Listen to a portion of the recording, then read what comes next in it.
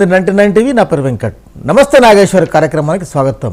ఇవాళ జాతీయ వ్యాప్తంగా రెండు తెలుగు రాష్ట్రాల వ్యాప్తంగా ఏ వార్తలున్నాయి, ఏ పత్రికలు ముఖ్యాంశాలుగా చర్చనీయాంశాలుగా అచ్చువేశాయి చూద్దాం. ముఖ్యంగా నేషనల్ ఐటమ్ విషయానికి వస్తే ఇవాళ రైతులు చలో ఢిల్లీ వెళ్తున్నారు.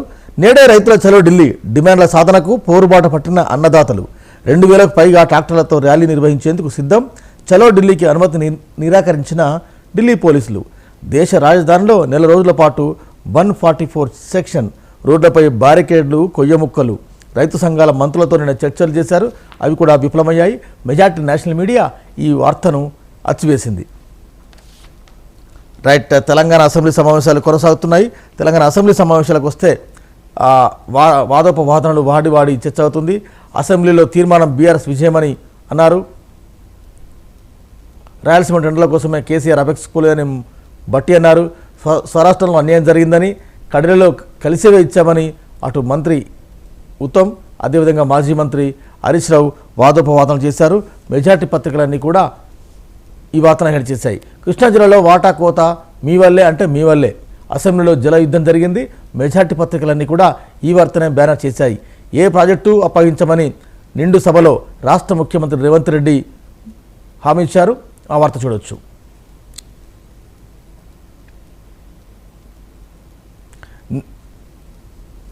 అసెంబ్లీలో హరీష్ రావు ప్రసంగం ఆదుర్స్.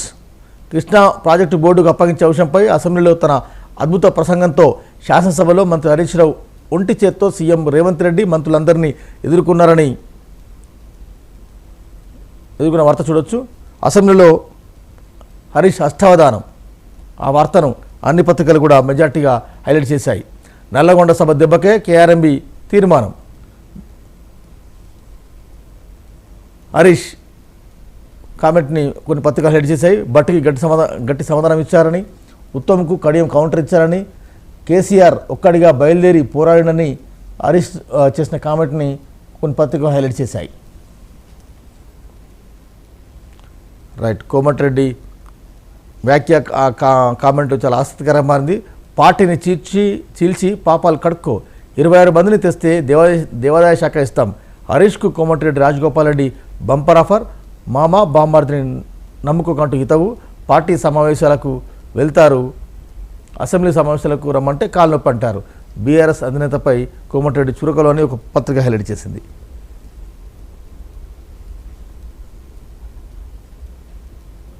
పాపాల బైరోడు రావాల్సిందే. గత 10 ఏళ్లలో కేసీఆర్ పాపాలపై చర్చ జరగాల్సిందే. పద్మారావుకు ప్రధాన ప్రతిపక్ష నేత హోదా ఇవ్వాలని ఒక ఆసక్తికరమైన కామెంట్ చేశారు రాష్ట్ర ముఖ్యమంత్రి రేవంత్ రెడ్డి. నీటి వాటాను అమ్ముకున్నది ఎవరు అని కూడా బలంగా కామెంట్ చేశారు. చట్టసభలకు రాకుండా అసెంబ్లీకి వెళ్తావా, అదొక వార్తను. చట్టసభలకు రాకుండా అక్కడికి ఎలా వెళ్తావు? నల్లగొండ కేసీఆర్ సభ పెట్టడంపై కాంగ్రెస్ ఎమ్మెల్యేల ఆగ్రహం.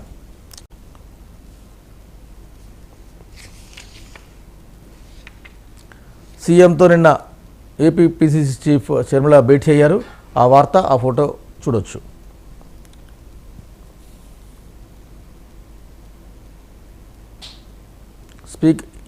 ఏపీ వార్త విషయానికి వస్తే స్పీకర్ విచారణకు రెబల్స్ డుమ్మా కొట్టారు. 2 వారాలు గడువు కోరిన వైసీపీ ఎమ్మెల్యేలు. అనర్హత వేటుపై ఏపీలో అదే సస్పెన్స్ కొనసాగుతూనే ఉంది. టీడీపీ దూరం. రాజ్యసభ ఎన్నికలపై పార్టీలో కనిపించని హడావుడి. బలం సరిపోవన్న అభిప్రాయంతో అధిష్టానం. గెలుపునకు మరో 25 ఓట్లు అవసరం.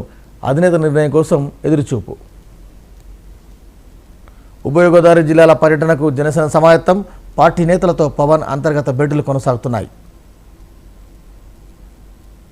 ఆ సీట్లే కీలకం. 70 సెగ్మెంట్లపై వైసీపీ ఫోకస్.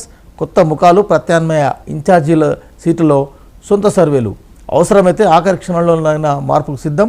సీఎం నుంచి నేటికి పిలుపును అందుకుంటున్న సిట్టింగులు. స్వల్ప సంఖ్యతోనే త్వరలో మరో జాబితా విడుదలకు రంగం సిద్ధమైంది. 18వ తేదీ సిద్ధం సభ తర్వాత సీఎం జగన్ యుద్ధం చేస్తారని ఒక పత్రిక హైలైట్ చేసింది. రైట్, ఇవాళ మేడిగడ్డకు రాష్ట్ర ముఖ్యమంత్రి బృందం. అదేవిధంగా నల్లగొండలో బీఆర్ఎస్ సభ జరగబోతుంది. ఇవాళ తెలంగాణలో ఆసక్తికరమైన పరిణామాలు చోటు చేసుకుంటున్నాయి. అటు నల్లగొండ, ఇటు మేడిగడ్డ జలాలు ప్రాజెక్టుల యుద్ధం ఒకే రోజు ఒకే సమయంలో అధికార ప్రతిపక్ష కార్యక్రమాలు కొనసాగబోతున్నాయి. ఇవి ప్రధానంగా అటు నేషనల్ తెలంగాణ ఏపీలోని